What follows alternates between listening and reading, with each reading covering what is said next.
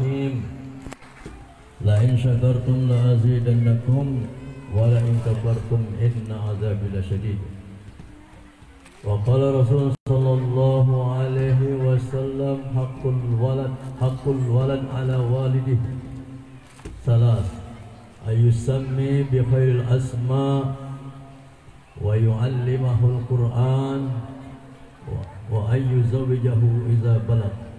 Shadaqallahul azim wa shadaqa rasul karim wa nahnu ala dzalika minasyahidin wa syakirin walhamdulillahi rabbil alamin. Ma'asyiral hadirin wal hadirat yang saya hormati keluarga besar Bapak Yusuf, Pak Yusuf,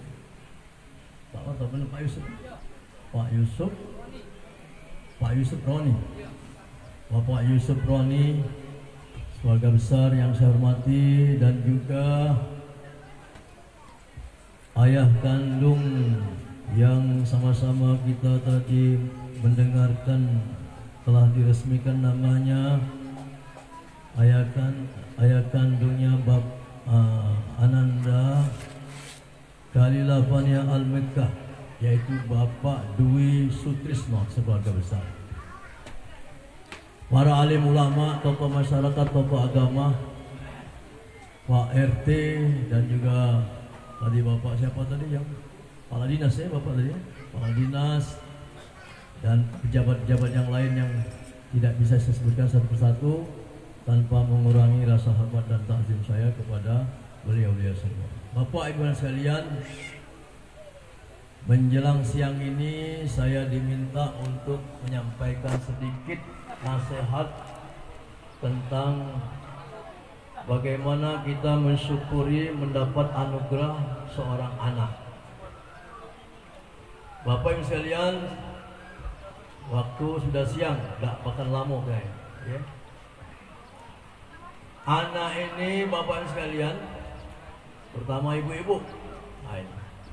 Ini nasihat penting untuk ibu-ibu. Orang tua itu sangat mendambakan mendapat anak yang baik, ya.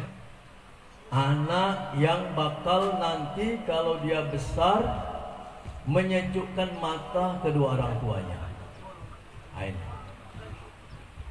Tapi banyak anak-anak umat Islam ini, kalau di sekolah itu banyak anak orang Islam itu nakal.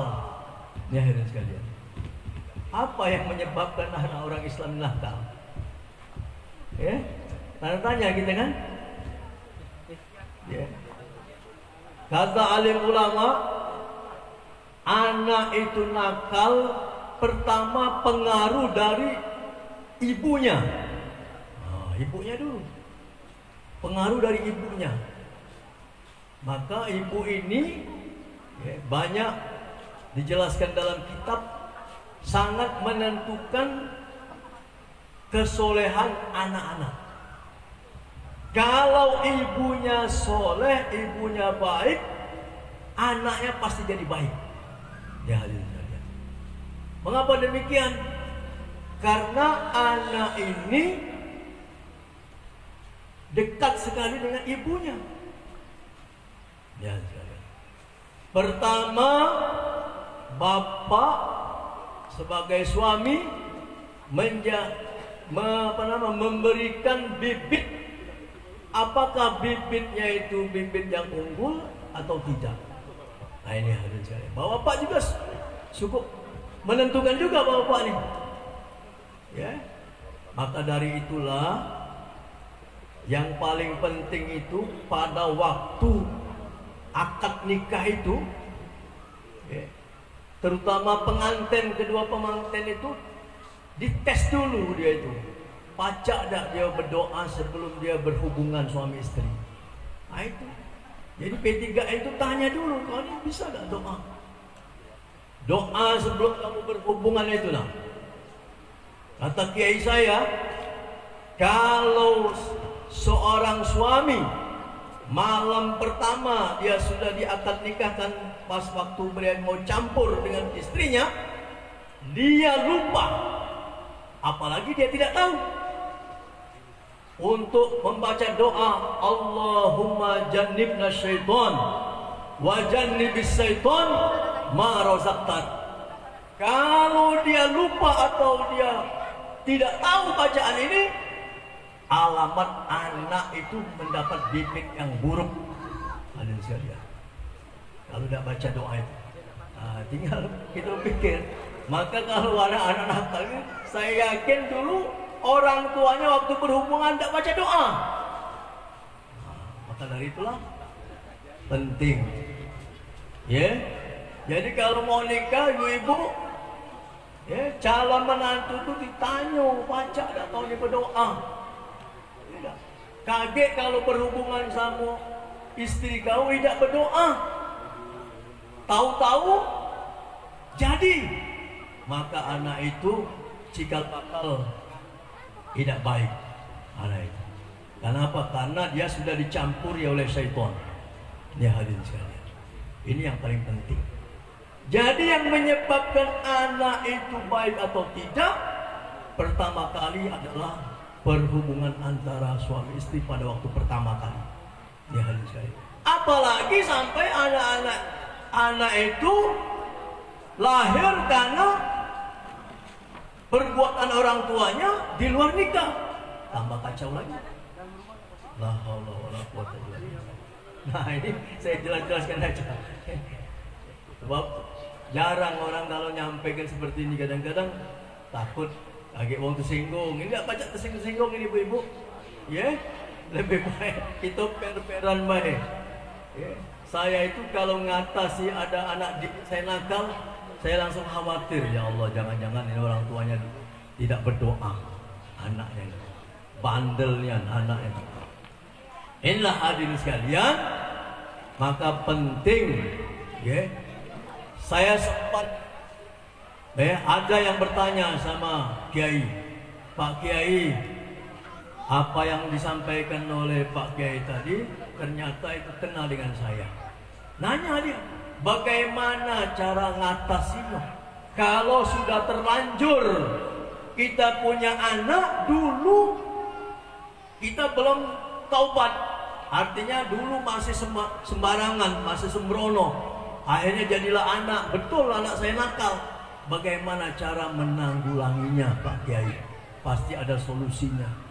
Kata Kiai saya, ya, dijelaskan untuk menebus kesalahan orang tua akibat ulah dari orang tuanya, anak ini akhirnya jadi anak yang dicampuri oleh syaitan.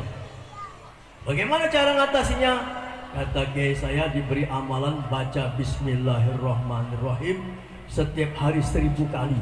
Bismillahirrahmanirrahim, Bismillahirrahmanirrahim, Bismillahirrahmanirrahim. 1000 kali dibaca, dihadiahkan kepada anak tersebut untuk menebus kesalahan bapak dan ibu saat berhubungan, suami istri tidak baca doa. Ya hadirin sekalian. Jangan, maka dari itulah anak ini pengaruh dari orang tua. Oleh karena itulah saya sampaikan di sini, mari hadirin sekalian, kalau kita sudah berusaha, sudah doa, sudah itu banyak lagi dibaca-bacakan yang lain. Bagaimana kalau seandainya punya anak perempuan, supaya dia jadi anak yang soleha seperti Siti Maryam, maka kita baca surat Maryam, pengaruhnya. Bagaimana kalau supaya anak kita ini nanti lahir laki-laki, supaya dia indah, bagus, ganteng, baca surat Yusuf. Itu pun berpengaruh, Bapak Ibu sekalian. Ya. Sebelum berhubungan suami istri, bacalah ayat-ayat Al-Quran ataupun amalan-amalan yang menyebabkan pengaruh terhadap anak yang bakal jadi nanti. Oleh karena itulah, di samping kita banyak yang dibaca dan doa tadi yang paling penting. Kalau kita sudah baca doa Allahumma jannibna syaitan wa jannibis syaitan ma razaqtana, alhamdulillah, anak kita akan terbentengi oleh syaitan. Inilah, jadi anaknya nanti jadi anak yang baik, anak yang soleh, anak yang baik. Kalau diperintah nurut, Bapak Ibu sekalian. tidak ada bangkang. Banyak anak sekarang kalau diperintah oleh orang tuanya bangkang. Apalagi sekarang musim HP, bapak ibu ya dicuekannya saja. Ini hadirin sekalian, ini akibat dari orang tua itu sendiri. Setelah itu apa kewajibannya orang tua? Ada 3 terhadap anak ini. Yang pertama, berikanlah nama terhadap anak kita ini dengan nama yang baik. Nama yang baik itu apa? Rasulullah SAW bersabda, khairul asma ma'ubidu wa hummidu. Nama yang baik itu kalau dia laki-laki, nama yang dimulai dengan kata-kata Muhammad atau nama dengan kata-kata Abdul. Ini hadis. Kalau dia laki-laki, ya, jangan tidak dipakai nama Muhammad. Walaupun kita kepengen nama kita ini nama Indonesia, boleh, tapi diawali dengan Muhammad. Jangan tidak diberi nama Muhammad. Nanti Bapak Ibu sekalian, kalau kita punya anak yang tidak ada nama Muhammad atau nama Abdul, kalau dia nama Indonesia, itu nanti paling akhir dia dipanggil dalam perhitungan amal nanti di akhirat. Karena malaikat tidak kenal dengan nama-nama itu. Oleh karena itulah, kalau kita sudah terlanjur memberi nama anak kita ketik nama Muhammad, mulai sekarang tambahin nama Muhammad. Kalau namanya nama orang Jawa misalnya, nama orang Jawa Sukino, tambahin Muhammad Sukino. Tidak apa-apa. Ya dah. Ada nama-nama India sedikit, ya dah. Nama Indianya apa? Amitabh Bachchan, Muhammad Amitabh Bachchan, boleh, tak jadi masalah. Ya dah. Namanya Heru, Muhammad Heru, jangan Heru baik. Malaikat tak tahu nama Heru. Apalagi nama John, tak kenal malaikat. Ya dah, asing malaikat itu. Maka tambahin Muhammad. Dia Pak Harto, sudah dia berangkat haji, langsung ditambah namanya Muhammad Soeharto. Soeharto tak kenal. Malaikat bahasa Jawa tak baca ni. Ini hadir sekalian. Ini berilah nama-nama yang baik. Ya. Kalau dia perempuan, kasih nama-nama yang mengandung makna yang baik. Orang sekarang ini tak galak lagi kasih nama-nama yang nama-nama kata wong Palembang tu nama Bari, nama Bingen, Fatima. Jarang sekarang saya setiap meresmikan nama bayi, jarang nama anak itu diberi Fatima, sudah langka. Aminah, sudah langka. Siapa lagi nama-nama bayi? Zainab, sudah langka. Tak galak galau. Hamidah, tak galak galau. Saya yakin bagi ibu-ibu yang hadir sini ada tak nama yang baru? Nama Latifah ada tak di sini? Jangan-jangan anak kaki. Tak? Nah, tapi kalau yang lupa masih ada, saya yakin. Nama Latifah, nama Aminah, nama Fatimah. Sekarang tak galak lagi, tak mau lagi ibunya beri nama-nama seperti itu. Saya heran, kenapa? Kasih nama seperti tadi, Kalela. Ngejanya susah saya. K-A-L-E-E-L-A, Kalela. Sudah Fania Al-Meka. Oh, saya berpikir mungkin ini kalau bahasa Arabnya Khalilah mungkin. Benar, kalau Khalilah ada. Khalilur Rahman, artinya kekasih Allah. Semoga bayi ini menjadi kekasih Allah. Artinya nanti dia besar menjadi orang yang taat kepada Allah. Itu maksud daripada orang. Oke lah, tidak apa-apa. Yalah, nama-nama yang apa namanya tuh istilah-istilah kebarat-baratan ini pengaruh dari bahasa-bahasa barat sebenarnya. Arab sudah dibaratkan sehingga dia berubah seperti itu. Sebenarnya asal bahasa Arabnya Kalilah ini dari Khalilah. Saya tadi mikir ini nama Kalilah ini apa? Apalah maksudnya? Oh, mungkin Khalilah. Betul kalau Khalilah. Khalilah itu bahasa Arab artinya kekasih. Mudah-mudahan anak ini menjadi kekasih Allah, menjadi kekasih Rasulullah yang bisa menjadi taat kepada Allah dan taat kepada Rasul. Amin. Allahumma amin. Nama yang baik juga. Jadi pertama kewajiban orang tua beri nama yang baik. Ya. Kalau kita tidak beri nama yang baik, berdosa kita sebagai orang tua. Ya, jangan sembarangan nama. Tapi nama yang baik itu ya, memang betul bersumber dari Quran maupun hadis. Tidak semua dalam Al-Quran itu baik. Ya, gak? Jangan basing-basing ngasih nama. Saya pernah dulu waktu ngabsen anak saya lihat namanya tuh Musrikah. Musrikah namanya. Saya panggil, nak. Dia ni wong dusun. Waktu saya ngajar di Sekayu. Sikap. Sini saya. Nama kau betul Musrikah, dikasih wong tua kamu. Betul Pak. Woi Pak, itu kata bapak saya ada dalam Quran. Kau tahu gak arti Musrikah? Musrikah itu artinya wanita yang menserikatkan Allah, wanita yang mensekutukan Allah, artinya wanita yang musyrik. Oh, kok macam itu Pak? Iya, coba kamu Pak. Al-Quran artinya. Walaupun dalam Quran, jangan sembarangan kasih nama, jangan comot-comot begitu saja. Ada kasih nama Fasidah.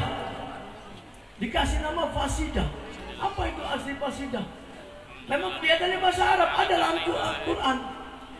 Oh, arti Fasidah itu artinya orang yang berbuat kerusakan, wanita yang berbuat kerusakan.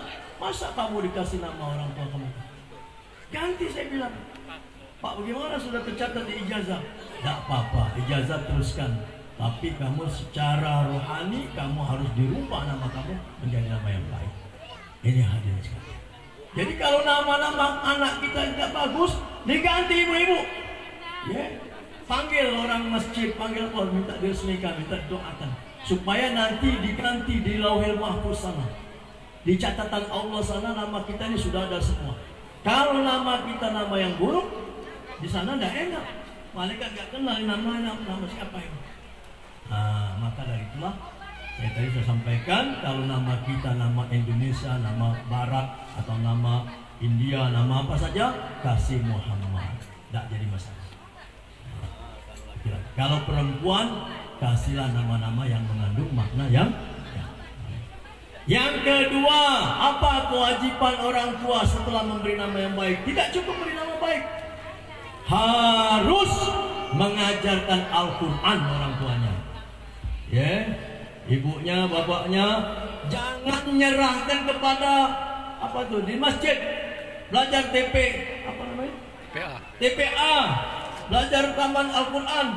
Memang bagus, tapi pertama kali harus ibunya mengajarkan, bapaknya harus mengajarkan. Kenapa demikian? Supaya nanti bapak dapat amal jariyah membaca Al-Quran. Kalau bapak ibu meninggal, anaknya baca Al-Quran, bapak ibu ngalir terus bacaan Al-Quran anaknya.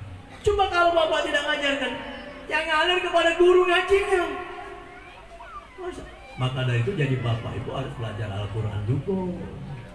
Jangan maco Yasin huruf Latin terus. Setiap acara Yasin mana ada huruf Indonesianya. YASSIN Yasin. Al-Wal Quran.